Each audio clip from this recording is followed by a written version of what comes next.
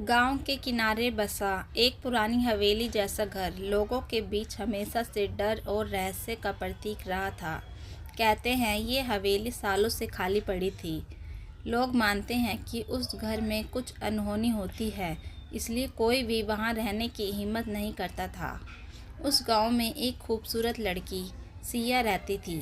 सिया का विवाह एक संपन्न परिवार के युवक आदित्य से तय हुआ। शादी के दिन गांव में बड़ी धूमधाम थी। सिया ने लाल जोड़े में सजी दुल्हन के रूप में सभी का दिल जीत लिया। रात में बारात गांव में आई और सभी रस्में हंसी खुशी पूरी हुई। शादी के बाद विदाई की रस्म हुई और सिया को आदित्य के घर भेजा गया, लेकिन किसी को अंदाजा नहीं था कि सिया की यह विदाई उसके जीवन की सबसे भयावह रात में बदलने वाली है। आदित्य के परिवार का घर उसी पुरानी हवेली में था। सिया को यह बात शादी से पहले नहीं बताई गई थी। जब आदित्य उसे घर लेकर आया तो सिया को घर का माहौल अजीब लगा। वह हवेली के भारी भरकम दरवाजे, लंबे लंबे गलियारे और मध्यम रोशनी देखकर सहम गई। रात होते ही अजीब घटनाएं शुरू हुई। सिया जब अपने कमरे में थी तो उसे किसी के साड़ी खींचने का एहसास हुआ। वह चौंक कर उठी, लेकिन वहाँ कोई नहीं था। उसने सोचा शायद यह उसका भ्रम है। थोड़ी देर बाद जब उसने आईने में अपना प्रतिबिंब देखा तो उसे लगा जैसे उसके पीछे कोई परछाई खड़ी है। उसने तुरंत पीछे मुड़कर देखा, लेकिन वहाँ कुछ नहीं था। धीरे धीरे सिया को एहसास हुआ कि हवेली में वह अकेली नहीं है। आधी रात को उसने किसी के हंसने और रोने की आवाज़ें सुनी। वह डर के मारे काँप उठी। उसने आदित्य को जगाने की कोशिश की, लेकिन आदित्य गहरी नींद में था। अगली सुबह सिया ने आदित्य और परिवार वालों को अपने अनुभव के बारे में बताया, लेकिन सभी ने इसे उसकी थकावट और भ्रम कहकर टाल दिया। सिया का दिल नहीं मान रहा था। उसने हवेली के बारे में गांव के कुछ बुजुर्गों से पूछताछ की। तब उसे पता चला कि इस हवेली से जुड़ा एक भयावह सच है।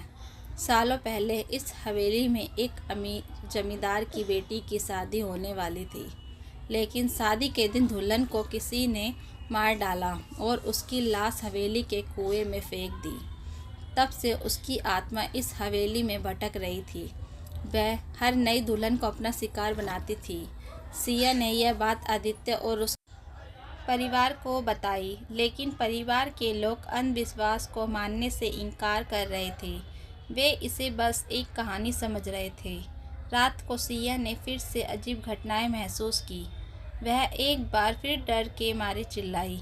इस बार आदित्य ने भी अजीब चीज़ें महसूस की। कमरे का तापमान अचानक गिर गया और दरवाजे खुद ही बंद हो गए। तभी एक सफ़ेद साड़ी में लिपटी महिला की परछाई कमरे में दिखाई दी। वह परछाई धीरे धीरे सिया की ओर बढ़ने लगी। आदित्य और सिया ने मिलकर किसी तरह कमरे से भागने की कोशिश की, लेकिन दरवाजे जाम हो गए थे। वह आत्मा सिया को अपने कब्जे में लेने के लिए आगे बढ़ रही थी।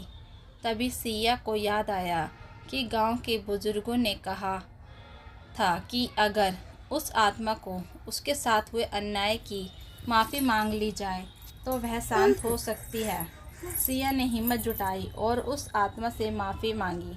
उसने कहा, मैं आपकी जगह होती तो शायद मैं भी बदला लेने की कोशिश करती, लेकिन प्लीज़ मुझे छोड़ दो। मैं आपकी कोई दुश्मन नहीं हूँ। कुछ देर के लिए सब कुछ शांत हो गया। आत्मा की परछाई धीमे धीमे गायब हो गई। अगले दिन सिया और आदित्य ने गांव के पुजारी की मदद से उस आत्मा के लिए प्रार्थना की और हवेली को हमेशा के लिए छोड़ दिया। हालांकि अब सिया और आदित्य किसी और जगह पर बस गए हैं, लेकिन सिया आज भी उस रात को याद करके सिहर उठती है। दोस्तों, ये वीडियो आपको पसंद आई हो तो वीडियो को लाइक करें एंड हमारे चैनल को सब्सक्राइब कर लें। Thank you.